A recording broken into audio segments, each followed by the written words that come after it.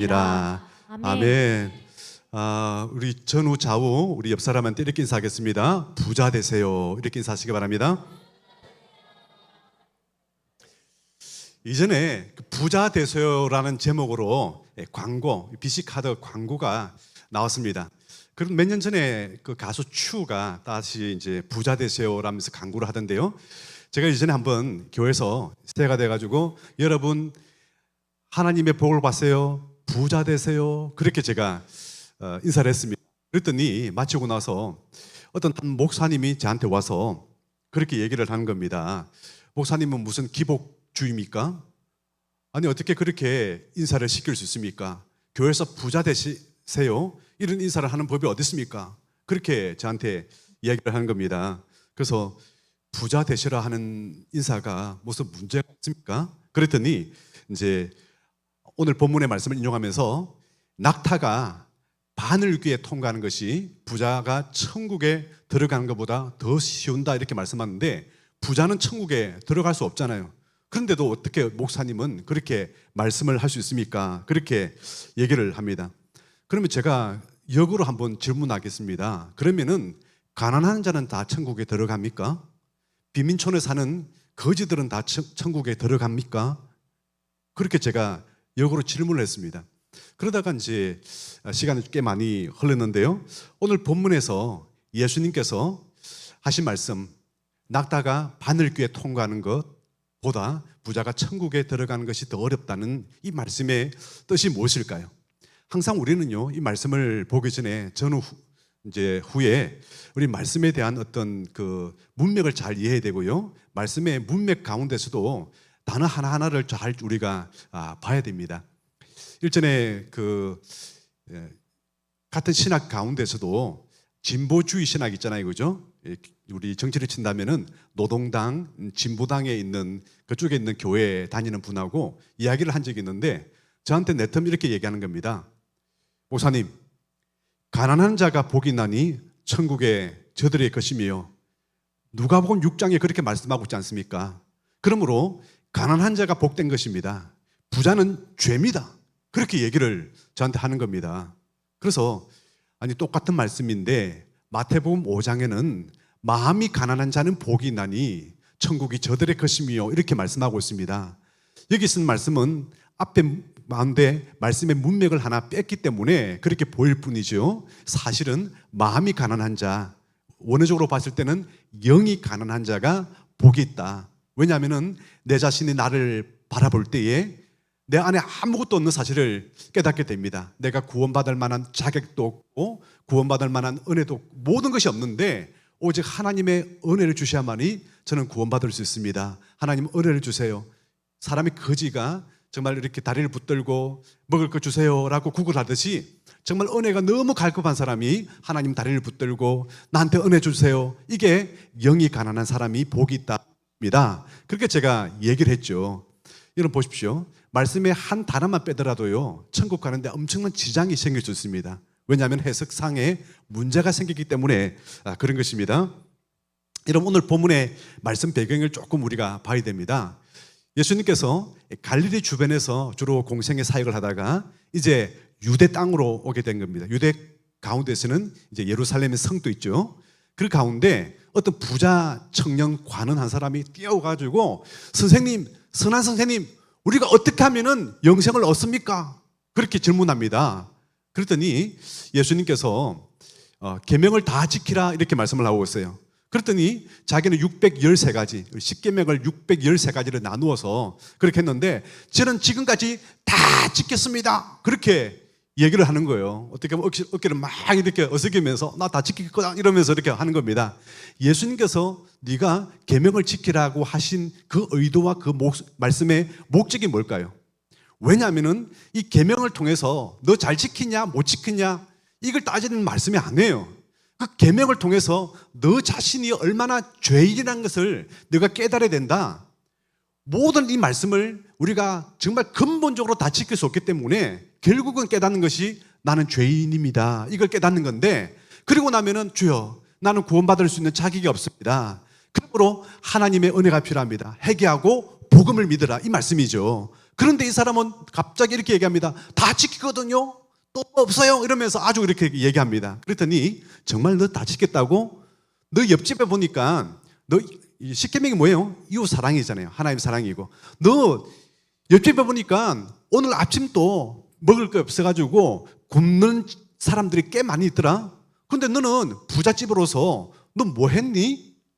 너 이웃 사랑한다는 거 다 지켰다면서. 그러니까 너 재물 팔아가지고 그 가난한 사람 구제하고 그리고 나서 나 따라와. 그렇게 얘기를 하는 겁니다. 그러니까 이 사람이 심히 재물이 많은 거로 근심하면서 돌아갔다. 그 말씀 뒤에 오늘 이어진 말씀입니다. 그러니까 예수님께서 하신 말씀이 참 쓸쓸하게 돌아가는 그 모습을 보면서, 뒤통수를 보면서 부자가 천국에 들어가는 것이 낙타가 바늘 귀에 통과하는 것보다 어렵다 이렇게 말씀합니다. 그러니까 제자들이 아유 예수님 우리가 생각할 때는요 부자는 하나님의 복을 받아가지고 부자가 된 것이고 가난한 사람은 하나님의 말씀을 지키지 않아가지고 고난을 받는 것인데 아니 부자가 천국 못 들어가면은 누가 천국에 들어갈 수 있어요? 그렇게 말씀합니다. 그러니까 예수님께서 그러나 사람으로는 할 수 없지만은 하나님은 하실 수 있는지라. 여러분 본질의 말씀은 이겁니다. 사람은 할 수 없지만은 하나님의 말씀은 하나님은 하실 수 있는지라. 그러니까 이 베드로와 제자들은요 갑자기 기분이 좋아졌어요.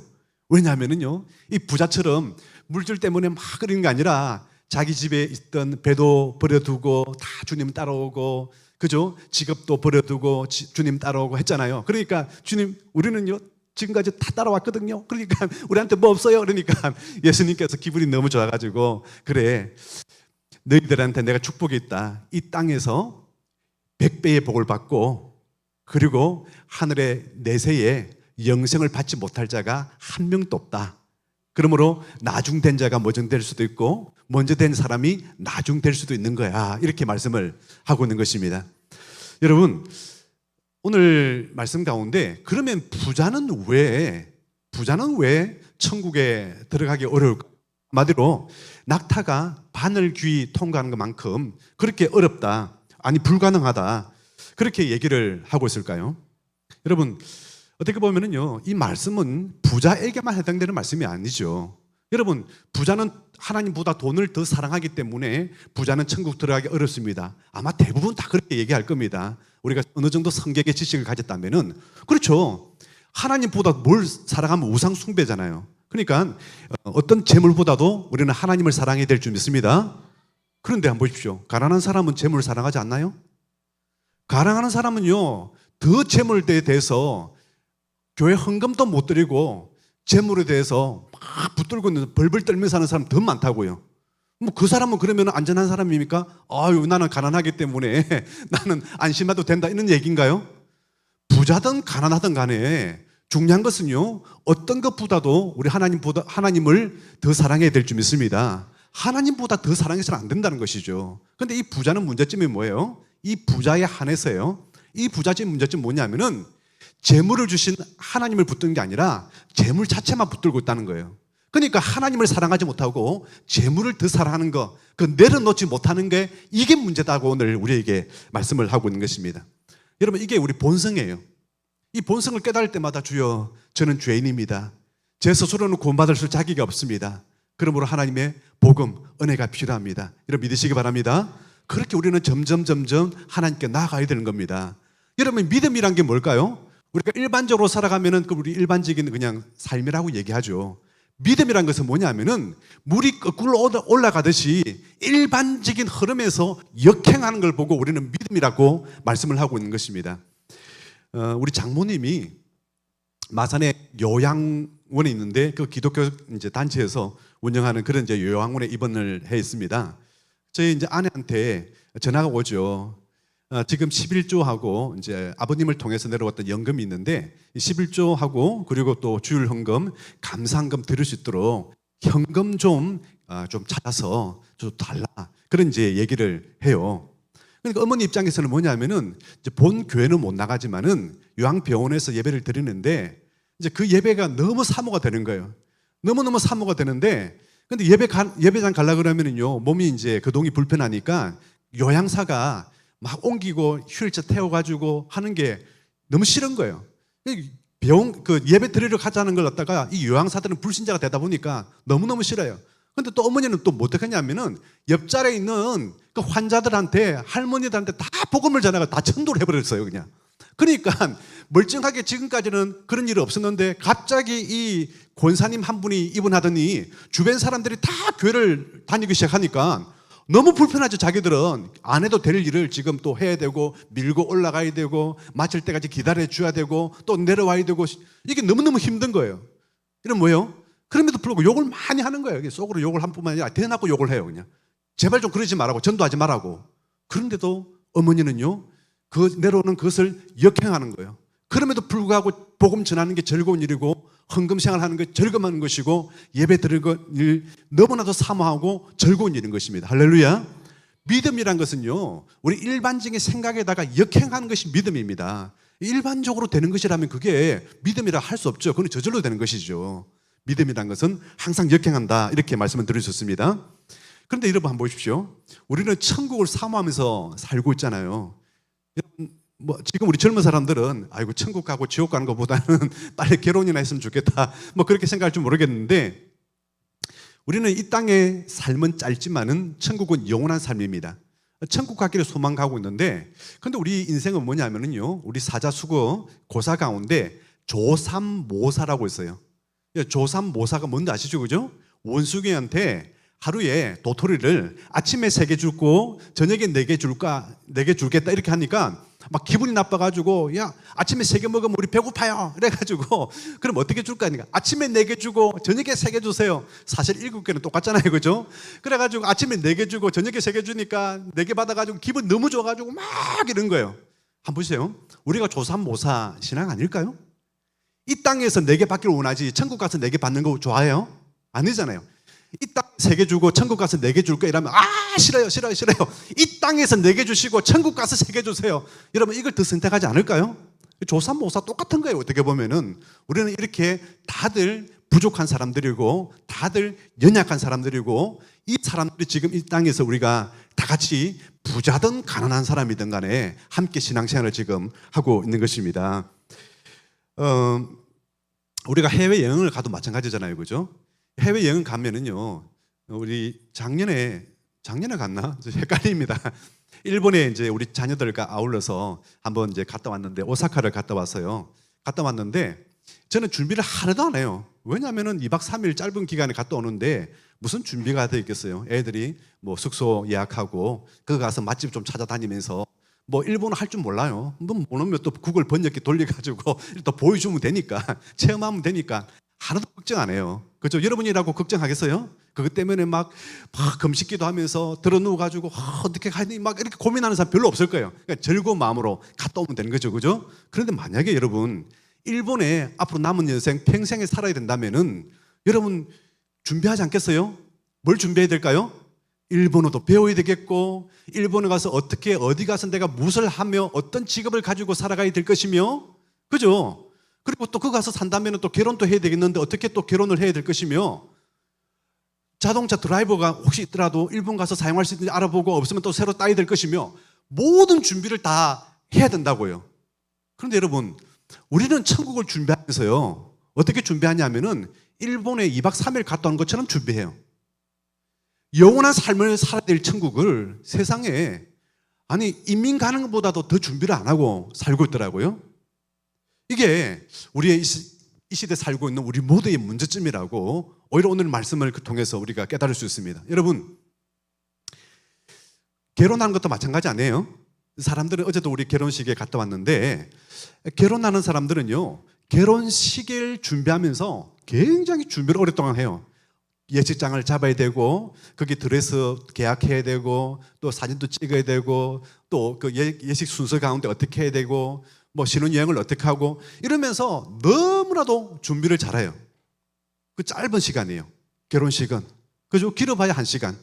짧은 시간입니다. 그런데 결혼한 후의 삶에 대해서는 그다지 훈련하지도 않고 배우지도 않고 준비하지 않아요.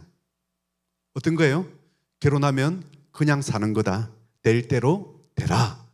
이런 식으로 사는 것 같아요. 너무 그렇지 않나요? 마치 우리가 이 땅에 준비는 잘하지만은 천국에 대해서는 전혀 준비하지 않는 것처럼 결혼식 하루는 준비를 너무나 잘하는데 결혼한 다음에 삶에 대해서는 그다지 우리가 훈련이나 공부나 준비 없이 결혼하고 살더라. 이런 생각이 문득 드는 겁니다. 여러분, 그렇다고 해서 저는 잘못된 여러분의 지식들을 한번 고쳐야 될 것 같아요. 이혼율이 우리나라가 뭐 40%가 넘으니 막 한때 그렇게 얘기했죠. 세계 1등이다 이렇게 했는데 그거는 뭐냐면은 올해에 이혼하는 결혼하는 건수, 이혼하는 이제 건수 이렇게 비교하니까 그렇게 나온다는 건데 실질적으로 사람이 지금 결혼해 가지고 이혼하는 확률은 뭐냐면은 어떻게 됐냐면 제가 조사를 해보니까 작년 비교했습니다. 1000건당 1.8 가정이 이혼했대요. 그러니까 이걸 100%로 한다면은 0.1%도 안 해요. 0.18%죠, 그죠? 맞죠? 예, 아주 작은 숫자입니다. 그래서 여러분 이혼하는 거를 저는 여러분들이 일반화시키지 않았으면 좋겠습니다. 일반화시키지 마십시오. 그때는 왜 올해 이혼이 그렇게 많냐? 항혼하는 이혼들, 그전에는 이혼 못하다가 이제 때가 돼서 왕창 하려고 그러니까 거기 쏠려서 그렇게 되는 거고 일반적인 이혼은 그렇지 않아요. 0.18%니까 아주 낮은 수준입니다. 그런데도 불구하고 많은 사람들은 이곳저곳에서도 다 이혼하되 이혼을 일상화시켜 놔버렸어요. 우리 문화 속에서 이혼하는 게 마치 자연스러운 것처럼 남들도 다 이혼하는데 나도 이혼하면 되지 뭐 이런 식으로 자꾸 생각하는 것 같아요. 그러나 이 비율은 그렇게 높지는 않습니다. 여러분 오늘 비유법을 과장법을 써서 예수님이 말씀했죠, 그죠? 탈무드에 보면은 이런 탈무드 내용이 있습니다. 코끼리를 바늘귀에 통과하는 것만큼 어렵다는 이런 비유법이 있습니다. 마치 예수님께서는요, 이 장소에서 부자가 천국 가는 것이 어렵다는 설명을 하면서 이 낙타가 바늘귀에 통과하는 것만큼 어렵다 이렇게 말씀을 하고 있어요. 그런데 이 말씀을 대한 우리 해석을 보면요, 한 두 가지로 해석이 돼요. 첫 번째는 뭐냐면은요, 이게 신학적인 오류다라고 하면서 말씀을 제자들이 잘못 들어가지고 기록한 것이다. 이렇게 오류라고 하는 주장들입니다. 왜냐하면은요, 낙타를 그 헬라로 가물라라 그러고 밧줄을 가무타라 그래요. 비슷하잖아요, 그죠? 가물라, 가무타. 그러니까 예수님께서는 바늘귀에다가 큰 실이 들어가려면은 밧줄을 집어 넣어야 되는데 낙타를 잘못 이제 이렇게 제자들이 잘못 알아가지고 썼다. 그렇게 이제 주장하는 거예요. 근데 이 말씀이요, 동일한 말씀이 마태복음에도 나오고 누가복음도 나오고 마가복음에도 똑같은 말씀이 나오고 있습니다. 모든 제자들이 잘못 알아들어가지고 그랬었다. 그거는요 아주 신학적인 문제가 됩니다. 어떤 문제요? 성경의 모성의 문제가 되는 거예요. 제자들이 잘못 알았다 하더라도요, 우리 성령께서 바로 고쳐서 바로 만들어주는 것이 우리 하나님의 능력의 말씀인데 이 말씀이 뭐 잘못되어 가졌다 그런 거는 이해가 안 된 겁니다. 그러면 왜 이 말씀을 쓰느냐? 여러분 예수님은 한 가지 예를 들더라도 그게 굉장히 깊은 뜻들이 다 있는 거예요.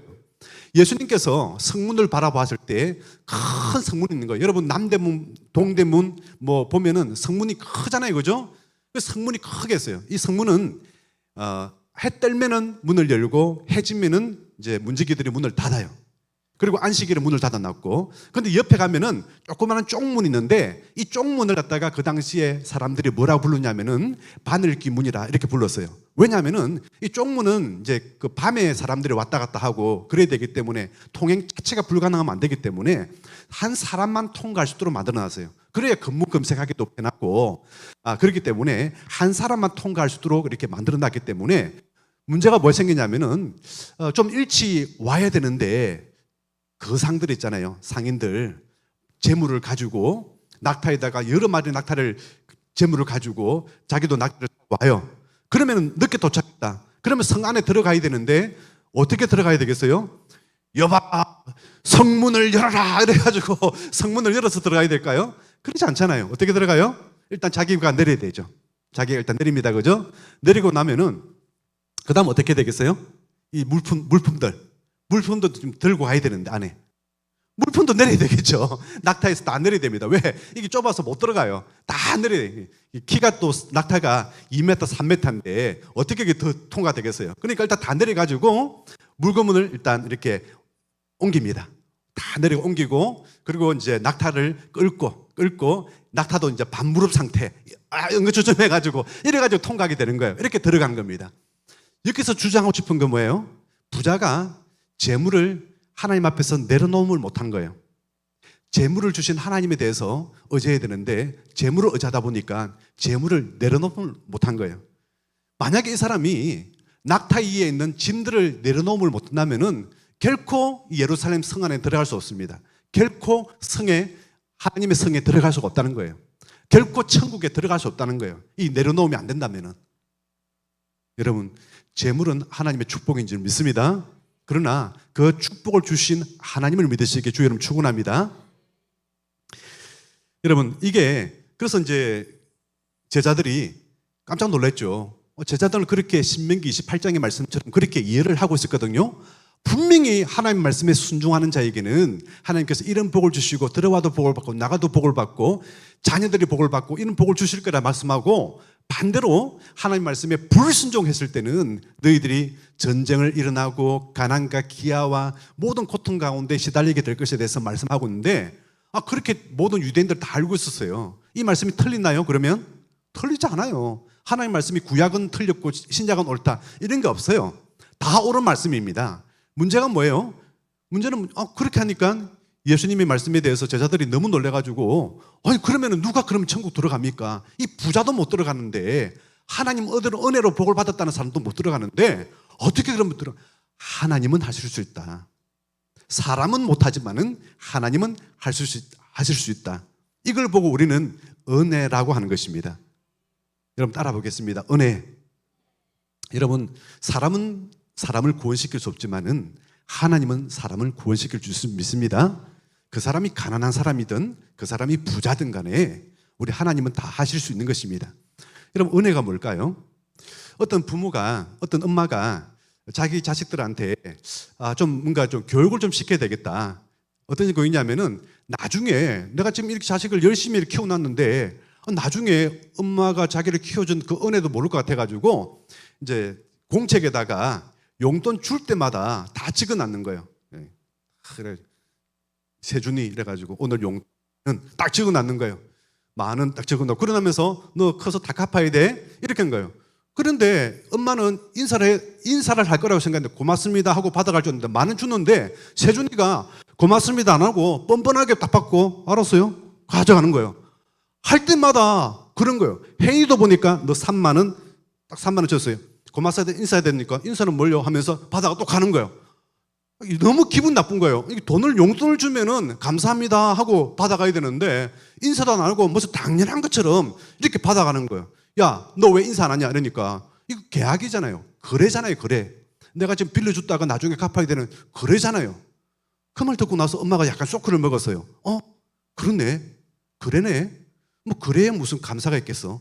그래 생각하다가 이거 아니다 이래가지고 그 보는 앞에서 이게 이제 공책을 다 버리고 없애버렸습니다. 그리고 나서 그 다음에 이제 줄 때 10,000원 주고 30,000원 주더니 얘들이 알아듣고 아이고 엄마 고마워요. 엄마 고마워요. 잘 쓸게요. 이러면서 가더란 것입니다. 여러분, 이게 은혜고 이게 감사인 것입니다. 우리 믿음은요, 거래가 아니에요. 우리 하나님께서 일방적으로 십자가의 아들을 못 박게 죽여서 우리를 구원시키는 하나님의 절대 은혜인 줄 믿습니다. 우리는 절대 은혜, 절대 믿음으로 살아가는 것이지 어떤 조건 때문에 우리가 구원받고 어떤 조건 때문에 우리가 뭐 되는 게 아니라는 것을 우리에게 말씀하고 있는 것입니다. 여러분, 일단 한번 보십시오.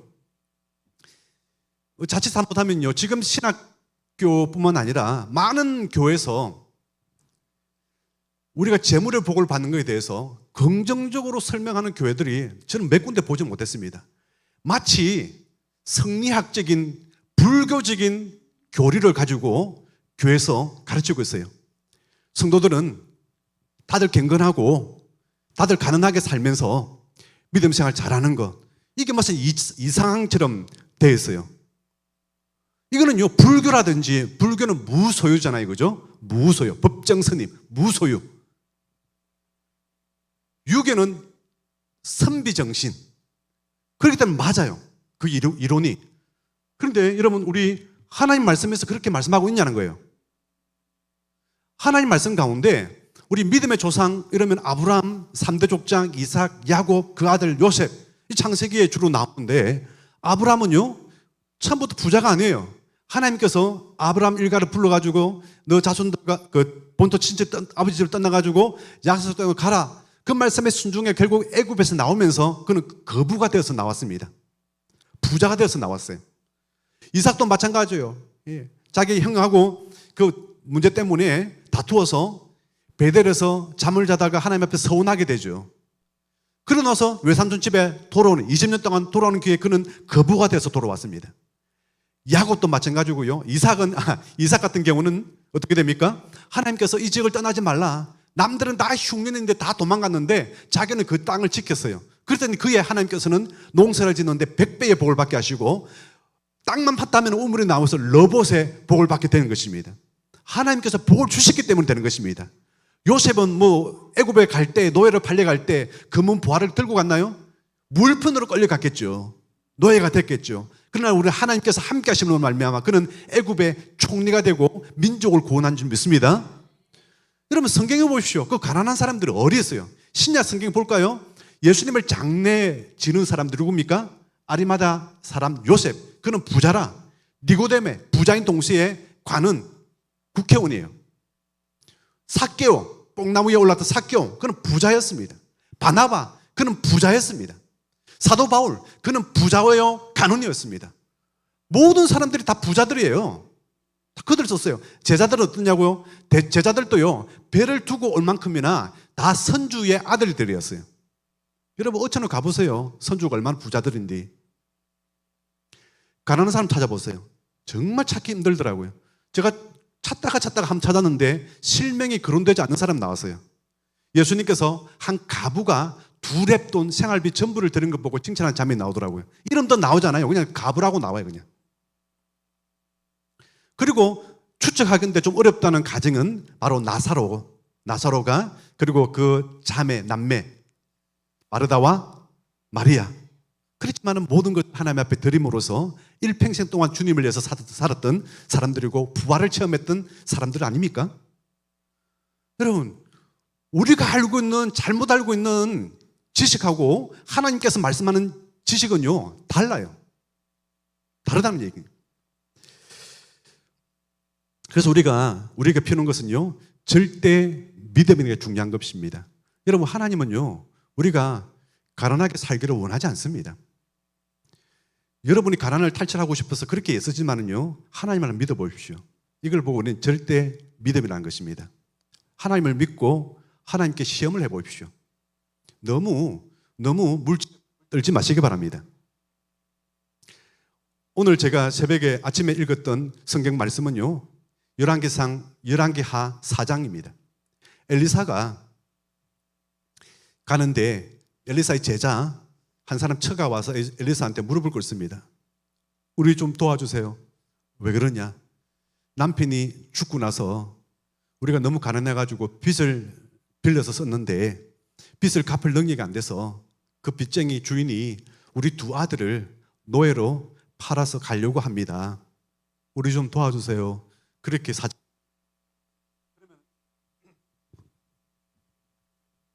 하나 둘 그랬더니 그러면 어떻게 됩니까? 가난하게 믿음으로 잘 사세요? 그러지 않습니다. 우리 하나님께서는 엘리사를 통해서 이 가정을 돕기로 합니다. 어떻게 해요? 너 집에 지금 가진 게 뭐가 있느냐? 기름 한 병 남은 게 전부입니다. 그 외에는 아무것도 남지 않았습니다.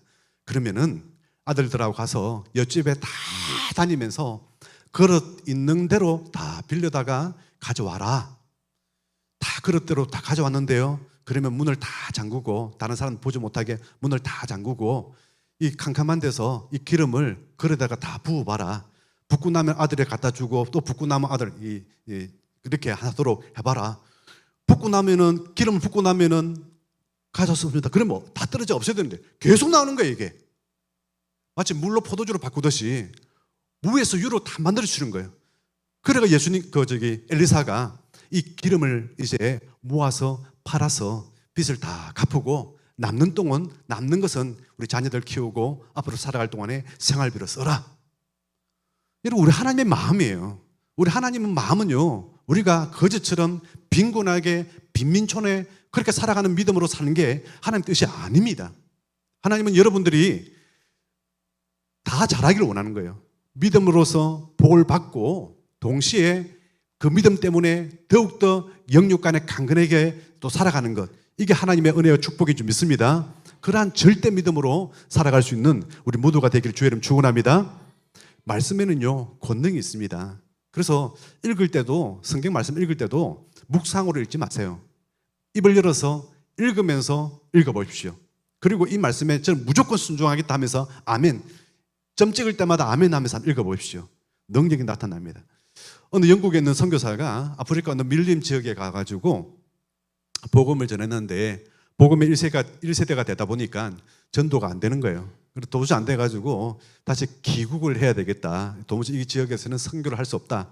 그런데 성령께서는 그 밀림을 향해서 그 중앙에 들어가서 큰 소리로 외치라는 거예요. 복음을 외치라는 거예요. 여러분, 우리 모두는 다 죄인들입니다. 여러분, 우리 모두는 다 죄인들이기 때문에 이대로 살아서는 다들 우리는 지옥에 가고 말 것입니다. 그러나 우리 하나님께서는 사랑이시기 때문에 우리가 지옥 가기를 원하지 않습니다. 그래서 하나님께서는 독생자 예수님을 이 땅에 보내셔서 우리 죄를 위해서 십자가에 못 박여 죽게 하셨습니다. 그분은 사흘 만에 부활하심으로 하나님 아들인 것을 됐었습니다. 여러분, 누구든지 예수님을 믿기만 하면은 구원을 받고 하나님의 자녀가 되고 여러분은 모든 영육간의 복을 받을 것입니다. 아무도 없는데 혼자 외치고 그러고 나서 쓸쓸하게 귀국을 했어요. 그런데 10여 년이 지나고 나서 아프리카에 있는 부족장과 몇몇 사람들이 막 하더니 온 거예요. 아이고 선교사님, 제가 선교사님 찾는다고 얼마나 고생한지 몰랐습니다. 누구세요? 그러니까 저는 아프리카 어디에 사는 사람들인데 그때 제가 오두막에 앉아 있는데 선교사님이 큰 소리로 우리 집을 향해서 외쳤잖아요. 제가 안 들은 척 하면서도 다 듣고 있었습니다. 그런데요, 이런 생각이 들었어요. 저 양반이 영국이라는 아주 부자 나라 살면서 아니 왜 이 흐름한 이런 나라에 와가지고 저 고생을 하면서 살고 있을까? 그런 의문점이 들다가 그 복음을 듣고 나서야 이 복음 때문에 왔는 거구나 깨닫고 예수님을 믿기로 했습니다. 그래가지고 제가 지난 10년 동안에 마을에 전도를 됐는데 우리 마을 모든 부족 사람들이 다 예수님을 믿기로 했어요. 그래서 그때 제가 들었던 이 복음을 전했던 선교사님을 딱 한 번 모시고 우리 마을에 가서 꼭 한번 전도 주일 잔치를 한번 했으면 좋겠습니다. 꼭 한 번만 좀 와주십시오. 그리고 올 경비들은 우리 부족민들 다 모아가지고 다 경비를 다 조달하도록 왔습니다. 한 번 좀 오십시오. 그 얘기를 하더란 겁니다. 할렐루야. 여러분, 하나님의 복음의 능력은요 무궁무진한 것입니다. 우리가 믿지 않았으면 문제인 것이죠. 가난한 사람이든 부자든 간에 누구든지 내 자신을 내려놓고 예수 그리스도의 십자가를 붙들고 복음으로 산다면은, 순종한다면은 우리 모두가 다 하나님의 복을 받고 은혜 가운데 살아갈 줄 믿습니다. 아멘. 우리 함께 찬양하기 원합니다. 찬송가를 바꾸었습니다. 449장인데요. 예수 따라가며 복음 순종하면 우리 행할 길 하나겠네. 주를 의지하며 순종하는 자가 주가 늘 함께 하시리라. 우리 함께 찬양하겠습니다.